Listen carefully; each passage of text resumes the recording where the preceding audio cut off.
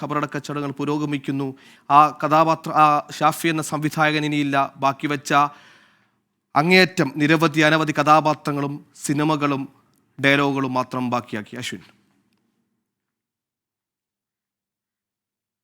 തീർച്ചയായും സുഹേൽ പറഞ്ഞതുപോലെ ഇപ്പോഴും ബാക്കിയാവുന്നത് അത് എക്കാലത്തും ഒരു എവർഗ്രീൻ ഡയലോഗുകളായും ചിത്രങ്ങളായും ഒക്കെ നമുക്ക് എല്ലാ കാലത്തും നമ്മുടെ മനസ്സിലുണ്ടാകുന്ന, അല്ലെങ്കിൽ മലയാള സിനിമാ ചരിത്രത്തിലാണെങ്കിൽ പോലും അടയാളപ്പെടുത്തി വെക്കാൻ കഴിയുന്നത്ര ചിത്രങ്ങൾ, അത് കേവലം 17 ചിത്രങ്ങളാണ് അദ്ദേഹം സംവിധാനം ചെയ്തിട്ടുണ്ടെങ്കിൽ പോലും ആ 17 ചിത്രങ്ങളിൽ നമുക്ക് ഒരു 17,000 ഡയലോഗുകൾ, 17,000 കഥാപാത്രങ്ങളുടെ ഡയലോഗുകളൊക്കെ നമുക്കിപ്പോഴും കാണാപ്പാടമാണ്.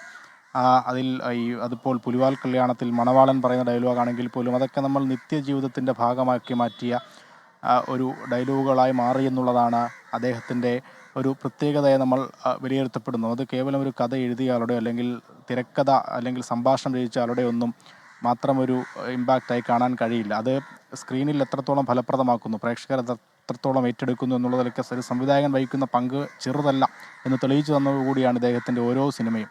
അത് പുലിവാൽ കല്യാണത്തിൽ തുടങ്ങി ഏറ്റവും അവസാനത്തെ ആനന്ദം പരമാനന്ദത്തിൽ അവസാനിക്കുന്ന ഒരു സിനിമാ യാത്രയിൽ അദ്ദേഹം സംവിധാനം ചെയ്ത അത്രയും ചിത്രങ്ങൾ എങ്ങനെ നമ്മുടെ മനസ്സിൽ അടയാളപ്പെടുത്തി വെക്കുന്നു എന്നുള്ളതൊക്കെ നമുക്ക് ഒരുപക്ഷെ ഇദ്ദേഹത്തിൻ്റെ മരണശേഷമായിരിക്കും നമ്മളതൊക്കെ മനസ്സിലാക്കിയിട്ടുണ്ടാവുക എന്നുള്ളതാണ്. എന്തായാലും ഈ കഴിഞ്ഞ പ്രിയപ്പെട്ട കലാകാരന സംവിധായകന് അന്തിമോപചാരം അർപ്പിക്കുന്നു. ഖബറടക്ക ചടങ്ങുകൾ പുരോഗമിക്കുകയാണ്.